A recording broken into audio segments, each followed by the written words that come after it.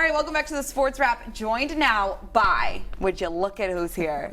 Joey Mack. We're talking hockey. I feel like we were literally just in St. Louis. I just want to know, you got your ring? Where's the St. Louis Blues ring? Come on, I know you have one. We can't remind everyone that I'm a Blues fan. No.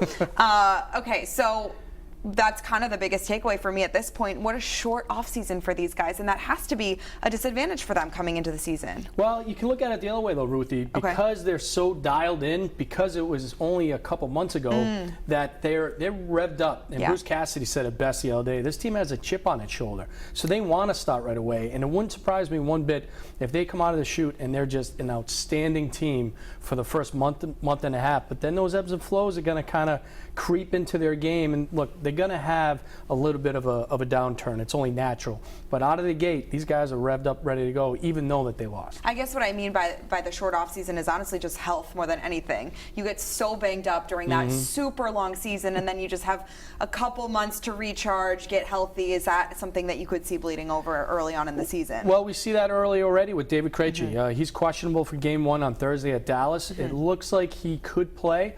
He was in a no-contact sweater at practice today. Patrice Bergeron, I mean, here's a guy who never complains about a thing, especially injuries. Now, all of a sudden, at the start of camp, he says, oh, this groin injury that I have, it's still lingering. And it's like, whoa. So they eased him into camp, and they're going to ease his or manage his workload this season as well, especially when it comes to practices and morning skates. So those are the two big names when it comes to health. They're going to be without John Moore, without Kevin Miller for the start of the season. So, yeah, they're bruised and banged up still, but they have the depth, which is what they've created over the last couple of years to help them get past that. And, I mean, you look at this roster, it's pretty much the same team.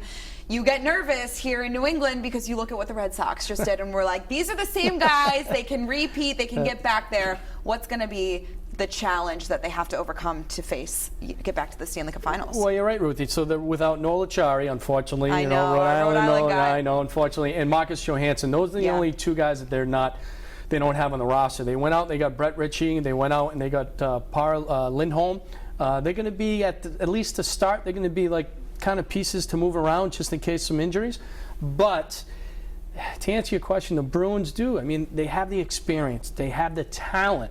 And if you go back to 2013 when they lost to the Blackhawks, they came back the following season and they had one of the best regular seasons they've had in 40-plus years. But they were out in the second round of the playoffs to the Montreal Canadiens. So I think they have a strong regular season again. But given the fact of what they went through last June, I think they're probably going to be out in the second round. All right, we're doing a way too early. Way too early. Stanley Cup Final prediction. Stanley Cup Final champion. Give it to me. Here we go. Noel Acciari won in high school. He won in prep school. He won at college. He almost won at the Stanley Cup, the NHL at the Stanley Cup. The Florida Panthers. I think the Florida Panthers with Coach Quenneville, with Sergei Bobrovsky, with Noel Acciari, I think the Panthers will have a very good shot of winning the Stanley Cup. Nate Lehman is going to be very happy to hear you say that. Okay, who on this roster, if you were to pick one guy, needs to have a career season? Charlie McAvoy. Yeah. Here is a guy that he took a hometown discount. He could have held out to December 1st, but he didn't. And that has a lot to do with the leadership group on this team. But he signed that bridge deal.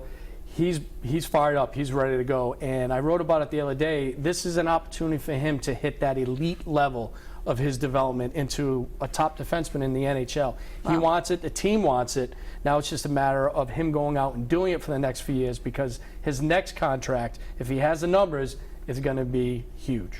Okay, looking ahead to the Stars, do we know anything about what this team is? You know, it's the first series of the year. Well, the thing about the Stars, Ruthie, is that they have a really good chance of coming out of the West. So a lot of people are picking the Dallas Stars and the Tampa Bay Lightning in the Stanley Cup Final this year. So the Dallas Stars, they have a very offensive-minded team, and they could put up the numbers. They have Ben Bishop, who's a very, Vezina Trophy-winning goalie.